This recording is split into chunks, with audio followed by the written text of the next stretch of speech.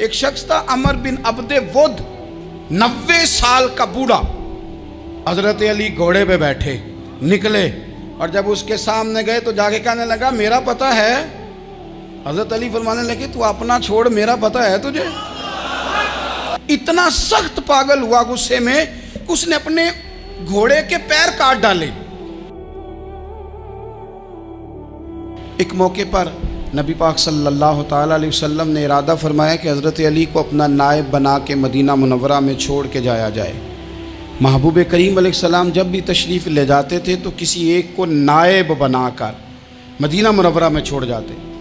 حضرت عبداللہ ابن مختوم رضی اللہ تعالیٰ عنہ کو بھی ایک دفعہ حضور چھوڑ کے گئے تو ایک جنگ کے موقع پر محبوب نے حضرت علی شیر خدا سے کہا کہ آپ کو میں اپنا نائب بنا کے یہاں چھوڑ کے جاتا ہوں۔ یہاں لوگ جان چھڑاتے ہیں، کام کا جب وقت آتا ہے، میدان میں نکلنے کا وقت آتا ہے تو جان چھڑاتے ہیں، اور وہ کہتے ہیں کہ باقی سارے کام لے لو، جب وقت مشکل آئے تو پھر ہمیں کام نہ بتاؤ۔ اب مشکل وقت ہے، جہاد میں جانا ہے۔ حضرت مولا علی شیر خدا کرم اللہ تعالی وجہہ الکریم کو حضور نے فرمایا کہ اس دفعہ میرا ارادہ بنا ہے کہ تمہیں چھوڑ کے جاؤں۔ تو حضرت علی کو چھوڑ کے جایا جا رہا ہے، ان کو مدینے میں رہنا ہے، میدان میں نہیں جانا۔ عام آدمی کتنا پسند کرتا ہے کہ میں آرام سے رہوں گا، لیکن حضرت علی کو اتنا شوق تھا میدان جہاد کا، اتنی تڑپ تھی ان کے دل کے اندر کہ عرض کرنے لگے یا رسول اللہ صلی اللہ تعالیٰ علیہ وسلم، رو پڑے، کہنے لگے حضور ساری دنیا میدان میں جہاد کرے گی اور میں یہاں عورتوں اور بچوں کے پاس رہوں گا، میں یہاں عورتوں اور بچوں کے بیچ وقت گزاروں، حضور مجھے لے کے جائیں۔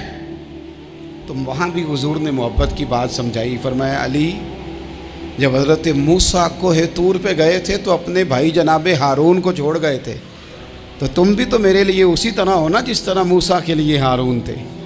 لیکن فرمایا یہ یاد رکھنا میرے بعد نبی کوئی نہیں، حضرت موسیٰ بھی نبی ہیں اور جناب ہارون بھی نبی ہیں علیہم السلام، لیکن وہ انہیں چھوڑ کے گئے تھے، میں تمہیں چھوڑ کے جا رہا ہوں۔ کہ ایک بات اپنے ذہن کے اندر بٹھانا کہ میرے بعد کوئی نبی نہیں آئے گا۔ تو عزیز بھائی، حضرت مولا علی شیر خدا کا جذبہ جہاد۔ اچھا پھر میں نے دیکھا ہے جس زمانے میں اور آپ رہ رہے ہیں، اس زمانے میں لوگ کمزور ہوتے جا رہے ہیں نفسیاتی طور پر، ڈری ڈری سی باتیں لوگ کرتے ہیں، سہمے سہمے سے جملے بولتے ہیں، اور یہ ہر بندے کا اپنا الگ ڈر ہے۔ دانشوروں نے لکھا ہے کہ غریب آدمی کا ڈر تھوڑا ہوتا ہے، اور جو اونچے عہدے پہ چلا جائے اس کا ڈر، یعنی زیادہ ہاتھ اپوزیشن کے نہیں بندے ہوتے، حکومت کے بندے ہوئے ہوتے ہیں۔ لوگوں کو ساتھ لے کے اپوزیشن نے نہیں چلنا ہوتا، حکومت نے چلنا ہوتا ہے۔ تو حکومت میں جب لوگ ہوتے ہیں تو ان کے اندر کمزوری آ جاتی ہے، جب آپ بڑے عہدے پہ چلے جاتے ہیں تو آپ کی مجبوریاں بھی بڑی ہو جاتی، ہر آدمی کہیں نہ کہیں کمزور پڑتا ہے۔ اور ہمارے ہاں تو لوگ ذرا بیمار ہو گئے تو گئے، اور آج کل جو سب سے بڑا مسئلہ ہے وہ یہ ہے کہ لوگ کیا کہیں گے، اور لوگوں نے بڑے بڑے لوگوں کو پاگل کر دیا ہے، بڑے بڑے لوگوں کو۔ ہمارے علماء نے ایک بات لکھی ہے کہ ایک دفعہ نا ایک استاد صاحب سبق پڑھانے کے لیے آئے تو طالب علموں نے ارادہ کیا کہ آج استاد جی کو بیمار کرنا ہے۔ یہ جو آپ کے مشیر ہوتے ہیں نا ارد گرد، ان کی پڑتال بھی بڑی ضروری ہوتی ہے کہ یہ خبر کون سی لے کے آ رہے ہیں اور یہ کس طرح سے گائیڈ کر رہے ہیں۔ ہمیں تنقید کرنے والا بندہ اچھا تو نہیں لگتا، لیکن تنقید کرنے والے جو ہوتے ہیں وہ ہمیں نکھارتے ہیں، وہ ہماری کمزوریاں جو ہمارے اپنے نہیں نکال سکتے وہ نکال کے ہمیں بتاتے ہیں کہ تم یہاں کمزوری کر رہے، اس کا نفع ہوتا ہے۔ طالب علموں نے ارادہ کیا ایک دفعہ، یہ ہم جو اتنی زیادہ توجہ کرتے ہیں نا لوگوں کی باتوں پہ، لوگ کیا کہیں گے، میں کئی دفعہ دوستوں سے عرض کرتا ہوں زیادہ وضاحتیں نہ دیا کریں، زیادہ وضاحتیں دینے سے بھی بندہ کمزور ہو جاتا ہے۔ ہر وقت کا انداز وضاحتوں کا اور ہر وقت دفاعی محاذ پہ نہیں کھڑے رہنا چاہیے۔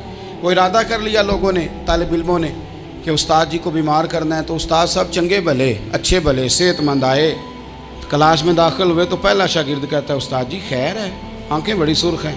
میں چل دوڑ جا بیوقوف آدمی، میں بالکل ٹھیک ہوں، چل کلاس میں بیٹھ چل۔ تھوڑا سا آگے گئے تو دوسرا شاگرد، انہوں نے اب 10-15 نے ارادہ کیا ہوا تھا، دوسرا کہنے لگا خیریت ہے، بڑے کمزور کمزور لگ رہے ہیں۔ اس نے کہا میں بالکل ٹھیک ہوں، کمزور کا چل دوڑ جا اپنا کام کر۔ وہ تیسرے کے پاس گئے تو کہنے لگا استاد صاحب خیر ہے، آپ کے تو مجھے ہاتھ بھی کامتے دکھائی دے رہے ہیں۔ اس نے کہا اچھا واقعی۔ اب چوتھے نے بھی یہی بات کی، پانچویں نے یہی بات کی، تو آدھا گھنٹہ گزرا تو استاد جی کو سچ مچ بخار چڑھ گیا، وہ چھٹی پہ چلے گئے۔ کیوں؟ باتوں پہ توجہ ہے نا، لوگوں کے سامنے ہم लोगों की बातों के मुताबिक अपने मामलात को तरतीब देते हैं ना। कुछ लोग सोशल मीडिया देख के नज़रिया कायम करते हैं, कुछ हवा देख के नज़रिया कायम करते हैं। वो कायदे आज़म मोहम्मद अली जिन्ना की एक बात नहीं भूलती कि उन्होंने कहा था, हिंदू लीडर जो था जिसको लोग गांधी कहते थे, उससे कहा था तेरी और मेरी सियासत में फ़र्क है, तू लोगों का रुझान देख के फ़ैसला करता है और मैं, कायदे आज़म कहने लगे, मैं फ़ैसला करके लोगों का रुझान उधर कर दिया करता हूँ। ये कमाल होता है किसी शख्स का कि उसका अपना नज़रिया गालिब आए, बजाय इसके कि वो देखे आजकल लोग क्या कह रहे हैं तो लिहाजा मैं उस तरह का ढल जाऊँ। लोग तो एक वक्त के लिए कुछ कहते हैं, फिर अगले 4 घंटों में कुछ और कहते हैं। हज़रत मौला अली के मिजाज में इस्तकामत है, और जो लोग जो बहुत ज़्यादा प्रोपेगेंडा करते हैं और बहुत ज़्यादा किसी के बारे में बात करते हैं, उनका वो मिजाज नहीं, उनकी वो तबीयत नहीं, वो अपने हिसाब से फ़ैसला करते। एक शख्स था अमर बिन अब्दे वुद, 90 साल का बूढ़ा, लेकिन जब तलवार लेके मैदान में आता था तो 1000 आदमी के मुकाबले में लड़ता था। और लोग जगह जगह ये कहते थे, तू तो इस तरह है जिस तरह अमर बिन अब्दे वुद लोगों को डराता है, तो तू उस तरह हो गया। ये उसके इर्द गिर्द के लोग उसकी मिसालें देते थे। जंग खंदक जब हो रही थी तो ये मुकाबले में आ गया, तो हज़रत अलीउल मुर्तज़ा शेर खुदा करमल्लाहु ताला वजहुल करीम भी तशरीफ़ फरमा थे। अब पूरे अरब के अंदर इसके बारे में ये कहा जाता था कि उससे ना लड़ो, वो तो खूनखार है, वो तो दरिंदा है, वो तो जंगली शेर की तरह आता है, वो तो काट खाने को दौड़ता है, उससे कौन लड़े। एक ख्याल था। और वो प्रोपेगेंडा बाज़-औक़ात इतना ज़्यादा किसी के बारे में होता है कि ज़हन मैं, बच्चे लोग आते हैं ना बच्चा दम कराने के लिए, तो कहते हैं पीर साहब बड़ा ज़िद्दी है, किसी की बात नहीं मानता, बाकी बच्चे ठीक थे, ये तो बड़ा ही नालायक निकल आया है। तो मैं कहता हूँ कि आप इसके सामने ये वाली बातें ना करें, ये पक्का हो जाएगा कि मैं ज़िद्दी हूँ। तो आप ज़हन बना रहे हैं इसका कि तो इस तरह का है। ज़हन बना दिया लोगों ने कि अमर इब्न अब्दे वुद के मुकाबले में कोई नहीं आ सकता। खंदक में ये आया, इसने ललकारा मुसलमानों को, आओ वो तुम्हारी जन्नत किधर है जिसके बारे में तुम कहते हो कि हम शहीद होंगे, तो आओ मेरे मुकाबले में निकलो। जब इसने पहली दफ़ा ललकारा तो अभी बात ख़त्म नहीं हुई थी कि मौला अली तलवार लेके अल्लाहु अकबर कहते खड़े हो गए। हुजूर ने फरमाया बैठ जाओ, हज़रत अली फिर बैठ गए। वो फिर पुकारा, उठो कोई मेरे मुकाबले में, तो मौला अली शेर खुदा फिर खड़े हो गए, फिर खड़े हो गए। हुजूर ने फरमाया बैठ जा। एक शख्स ने कहा अली ये अमर बिन अब्दे वुद हैं। फरमाया मुझे पता है। नहीं समझे आप बात, मैं आपको समझा के लाया हूँ पीछे से कि प्रोपेगेंडा करते हैं ना लोग, हो आगे ना जाना, यहाँ करंट बड़ा ज़्यादा है, वोल्टेज बड़े सख्त हैं, तू आगे ना बढ़ना। भाई क्या हो जाएगा, उठ बांध कमर क्यों डरता है, फिर देख खुदा क्या करता है। हज़रत अली तीसरी दफ़ा उसने कहा ना है कोई, तो हज़रत अली फिर उठे। अब तो रसूल पाक सल्लल्लाहु ताला अलैहि वसल्लम ने थपकी दी। बाज़ जगह यह है कि हुजूर ने खुद तलवार थमाई, सर पे इमामा बांधा और हुजूर ने फतह याबी की दुआ फरमाई। हज़रत अली घोड़े पे बैठे निकले और जब उसके सामने गए तो जाके कहने लगा मेरा पता है। हज़रत अली फरमाने लगे तू अपना छोड़, मेरा पता है तुझे, मुझे तू जानता है। कहने लगा मैं 1000 के मुकाबले में अकेला लड़ता हूँ। हज़रत अली शेर खुदा फरमाने लगे पता नहीं तू किन से लड़ता रहा है, जाने वो कौन है जिनसे तू लड़ता रहा है, वो कौन 1000 थे जो तेरे मुकाबले में आते थे, पता नहीं। तो कहने लगा मेरा नाम मेरी माँ ने अमर बिन अब्दे वुद रखा है। फरमाया छोड़ तू, मेरी माँ ने मेरा नाम हैदर रखा है।